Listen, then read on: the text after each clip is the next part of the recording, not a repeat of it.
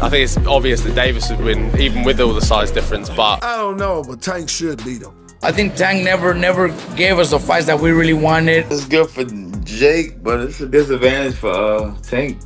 Tank is a better fighter. I think Tank is a more experienced fighter. I think Tank will win it. Both. Duck a fight with me and fight a YouTuber that's 200 pounds and think it's okay. Jake's power, man, when you were in there. I don't remember it, but my body was really sore. Yeah, my body, my chest, my stomach and stuff was really sore. Professionals don't see the weight difference. They see Jake Paul and Gervonta Davis. Yeah. And if Gervonta Davis doesn't fuck up Jake Paul, they're gonna think Jake Paul is some pound-for-pound champion type of fighter. Yeah. Loses that fight definitively, like if he gets knocked out or Jake really beats him, does that impact his legacy? Not at all. No? No. So if Jake knocks him out, it means nothing? No, he'll just impact his bank account. Boxing pros are finally breaking their silence.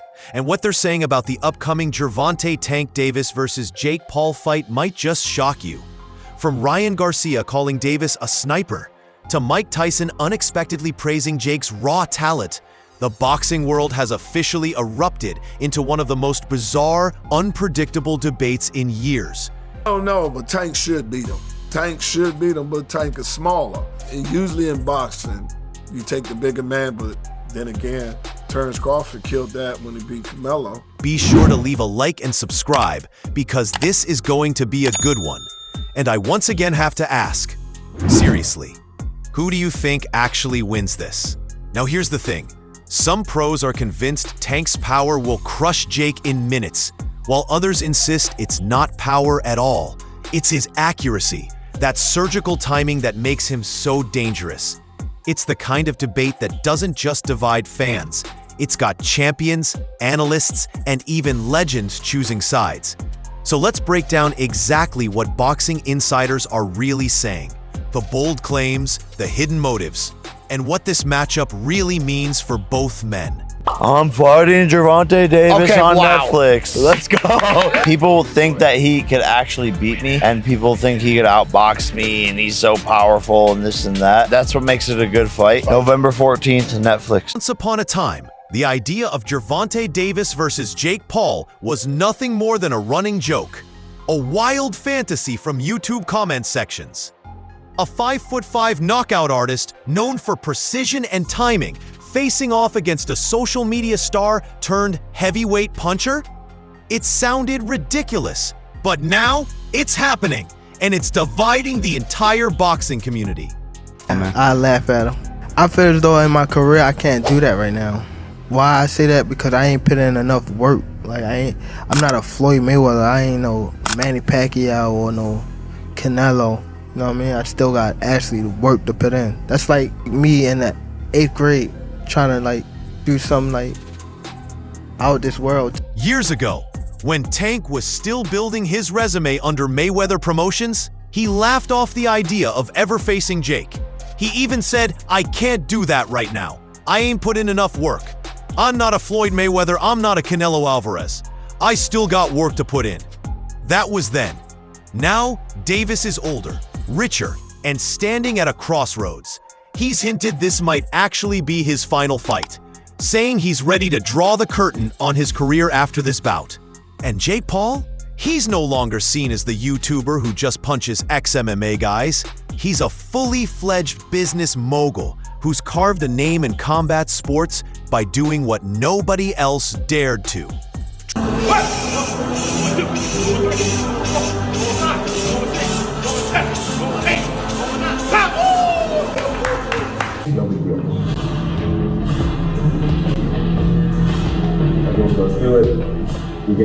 Dragging traditional boxing into the mainstream spotlight, one controversial event at a time. This fight isn't just boxer versus influencer. It's legacy versus leverage. For Tank, it's about sealing his name in history with one last viral performance. For Jake, it's about finally being taken seriously by the sport he's been chasing. And as the countdown ticks closer, one thing is clear. Everyone, from legends to rivals, has something to say. Hit hard, I'm telling you. He's accuracy. The punches that you don't see are the ones that hurt you, not the ones that you do see. Yeah. But on top of it, there's some people that even if you see it, that shit hurts. He's not like that. He's just he's what he is, you know. And he's an accurate sniper. He's a sniper. The drama really exploded when Ryan Garcia, Tank's former opponent, dropped a bombshell on the Jack Alter YouTube channel.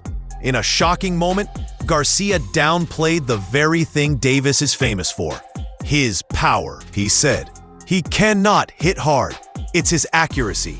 The punches you don't see are the ones that hurt you." He's not like that.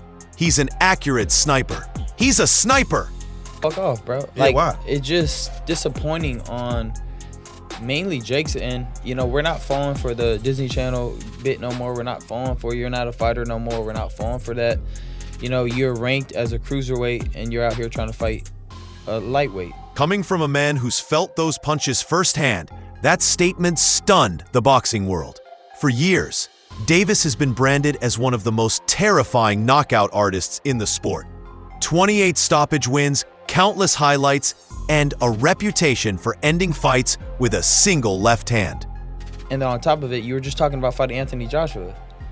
That doesn't make no sense. And, you know, I just felt like it was a disgrace to boxing and kind of it was not a good move by Jake Paul. You know, I understand people saying, you know, Gervonta got to go get his money, you know, blah, blah, blah. But, like, we're not talking about that shit. We're talking about the sport, bro. We're not talking about, oh, you got to get that money, bro. Yeah, but everybody's open to criticism. That's the whole point of this media shit. That's why Garcia didn't just question Tank's power. He questioned his career choices. He accused Davis of avoiding real challenges, skipping rematches, and not testing himself the way greats like Mayweather and Ali once did. In Garcia's words, he never really challenged himself. He didn't give Roach that rematch, which he should have. Mayweather did it when he had tough fights. Tank didn't.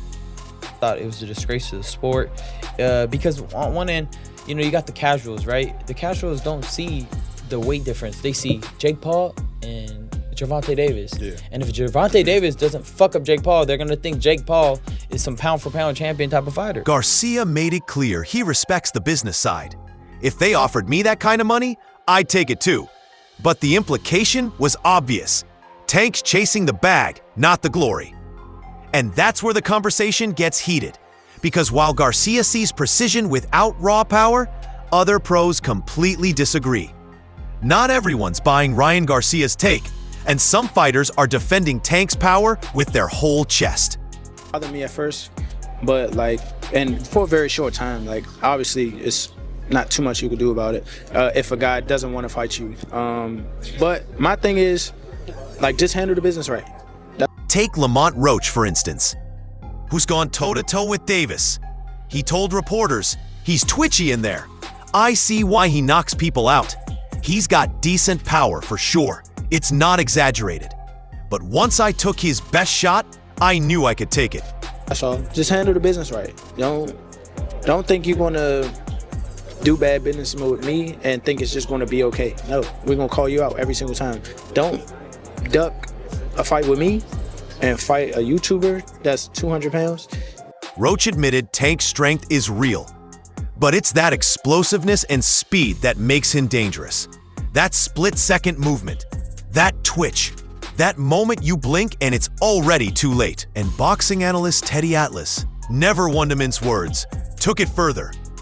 What if Tank Davis, who can punch, who's a hell of a fighter, who is the top 10 pound-for-pound fighter, what if he lands a punch on this bigger guy's chin, right, who's not a professional fighter?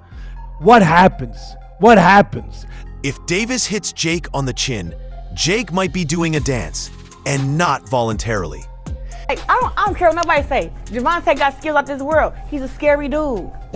He's scary. Ain't no way he said he supposed to come back and get Shakur, Devin, Ryan, Teofimo, whoop all these niggas ass. Now he I'm about to retire after I fight Jake. Then you've got Claressa Shields, the only woman to hold world titles in 4 divisions, who called Davis's skill set out of this world.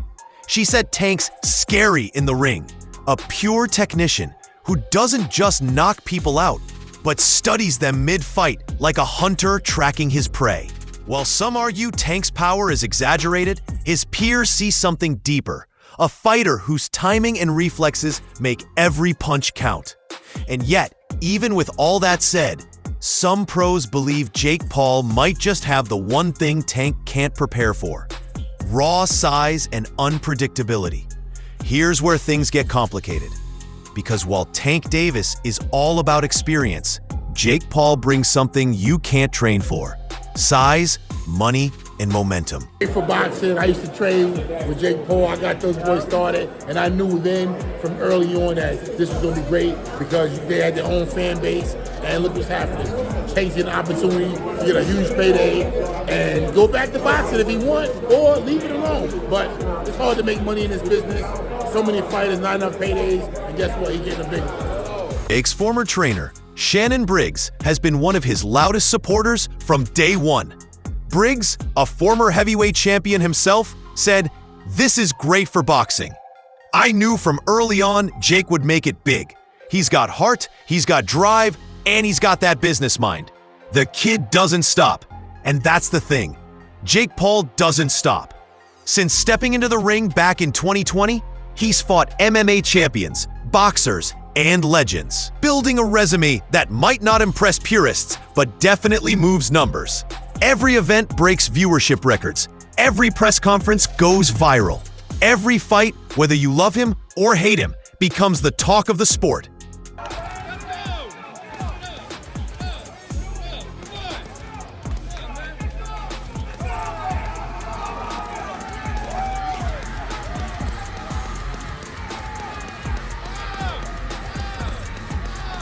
Analysts say Jake will walk into this fight possibly 60 pounds heavier than Gervonta Davis. A staggering difference. We're talking a natural cruiserweight against a man who's dominated at lightweight. That's not a small gap. That's a whole different world. Some insiders even call it physically absurd, like putting a Ferrari engine inside a go-kart race. But despite that, Jake insists it's not about bullying a smaller man. It's about testing his skills against one of the sharpest minds in boxing. He told fans, "People say I pick fights. They're right. I pick the fights that make history." And history is exactly what he's chasing.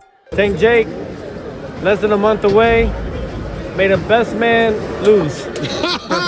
If Tank loses that fight definitively, like if he gets knocked out or Jake really beats him, does that impact his legacy? Not at all. No? No. So if Jake knocks him out, it means nothing? No, he'll just impact his bank account. A win over Davis, even in an exhibition, would make Jake Paul the most unpredictable disruptor boxing's ever seen. Still, not everyone's buying the hype. Boxer Teofimo Lopez summed it up best when he said, "If Tank loses, it won't hurt his legacy, only his bank account. But for Jake, if he even survives, it changes his career forever."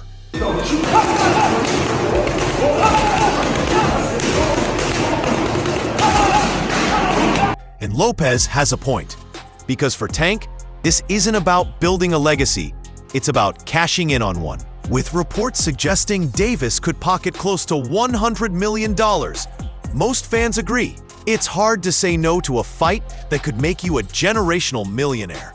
But make no mistake, this isn't just a payday. There's something hidden in the fine print that changes everything.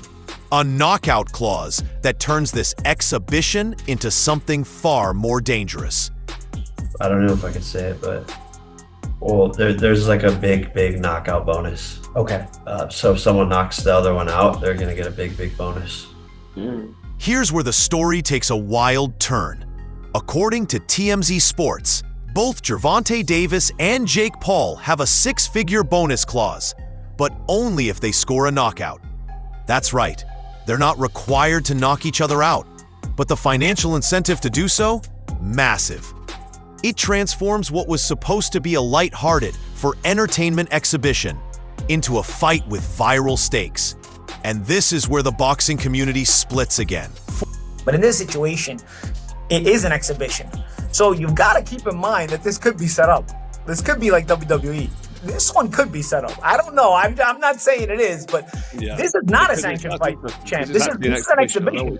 And an exhibition means you cannot bet on it. You cannot bet on the result. If you remember, this is why they changed the Mike Tyson fight from an exhibition to a real fight, because they realized, an exhibition, you could stage it and they couldn't take bets on it. Former world champion Paulie Malignaggi didn't hold back when TMZ asked his opinion. It's a circus. These guys are entertainers, not fighters. And exhibitions, you can't even bet on them. So what's the point? He's not wrong. Technically, an exhibition means no official winner, no belts, and no rankings affected. But that doesn't mean the public sees it that way. When two men step into a ring with cameras rolling and knockout bonuses on the table, someone's getting hit hard. Even Joe Rogan weighed in, shaking his head on his podcast. Powerful. He's so vicious. Like his one-punch power at 135 is like nobody else's in the division. Like the way he starches people is crazy. He gets so much torque and power into his punches, and he's so fast that he covers ground and his uppercuts, they're just devastating. 135 versus 200? That's insane. It's not even a fair fight. And if it's an exhibition, nobody wins. It's weird. Really weird. Yet ironically, that's what makes it exciting. Because when logic breaks down, emotion takes over. Fans start arguing. Analysts start predicting. Clips start trending. And suddenly, everyone's watching. Not because it makes sense, but because it doesn't. So if there's no title, no scorecards, and no official winner, what's really on the line here? To answer that, we need to talk about motivation. Because everything comes to dollar cents. People are like, legacy, and this, that, and the other. At the end of the day, I'm putting my life on the line in a boxing ring. You could punch my head off. I could have CTE and all types of brain damage when you hit me. Why am I not going to do it to make some money and make sure my family's straight? Make sure I'm straight. Yeah. Radio host DJ Envy from The Breakfast Club broke it down perfectly. People talk about legacy, but legacy doesn't feed your family. You're risking your brain, your health, your future. If you can make 100 million, you take it every single time. And that's the mindset behind this fight. For Davis, it's not just about another victory. It's about cashing in at the peak of his fame, before the danger outweighs the reward. For Jake, it's about continuing his empire, turning controversy into currency, and building a legacy built on chaos. Even Ryan Garcia, who once criticized Davis, admitted he'd do the same thing. If the money's right, anyone would do it. That's just the truth. And maybe that's the most honest take of all. What do you see right now that we seen that we love that are fucked up financially, that have nothing? Oh, fuck financially. You know how many I've interviewed that are fucked up? Regardless. They can't even talk? Exactly. So if you're gonna do something, you're gonna put your body on the line, you at least want a payday. Somebody offered me $100 million to fight you, Vlad. Me and you were fighting in that ring. Me and you were fighting. Because for all the talk about belts and glory, boxing in 2025 is a business first and entertainment second. Still, just because it's about money doesn't mean it's meaningless. For better or worse, this fight might show the world what boxing's become. A blend of sport, spectacle, and social media warfare. And here's the twist. Some insiders actually think this fight is good for boxing. Personality though, but that's Tank's personality. He's just like, yo bro, I'm a fighter, I'm not a talker. Not a talker. He's like, yeah, I will, but I'm fighting Mills. You know, it's not a lot of interviews out there with me talking. I don't know talking about. What you want to talk about? Watch the fight. The WBC light heavyweight champion told reporters, it's good for the sport. Jake's improving every fight. Tank's a killer. And let's be real, this one won't go the distance. Even Zab Judah, a legend from the golden era of Mayweather and Mosley, offered his perspective. Tank's not a talker, he's a destroyer. But 12-ounce gloves?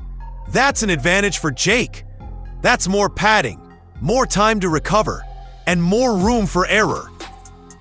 I think it's, it's good for Jake, but it's a disadvantage for Tank. Yeah. The fascinating part? Every pro sees something different. Some call it a circus. Others call it evolution. And in many ways, both are right. Boxing has always thrived on drama, from Ali versus Frazier's politics to Mayweather versus Mosley. McGregor's theatrics. This fight, streamed on Netflix with millions of global viewers and knockout bonuses on the line, is simply the next chapter in that evolution. It's not just a fight, it's a cultural event, one that could redefine how boxing sells itself to a new generation. So here we are, the fight that no one asked for, yet everyone's talking about. The smallest versus the biggest. The sniper versus the showman.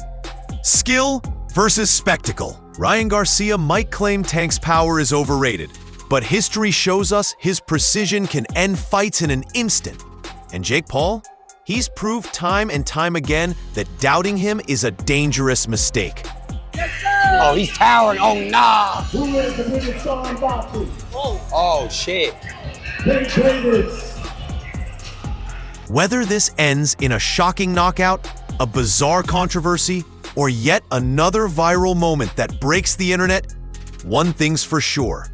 Jake Paul versus Gervonta Davis proves that boxing has never been louder, wilder, or more unpredictable. So what do you think? Is this the future of the sport, or the final nail in its tradition? Drop your pick below, the sniper or the showman. Alright guys, for the best updates on boxing news, moments, events, and actions, subscribe to Knockout Updates and turn on notifications to never miss out on quality content, and check out our other videos. Until next time, peace out.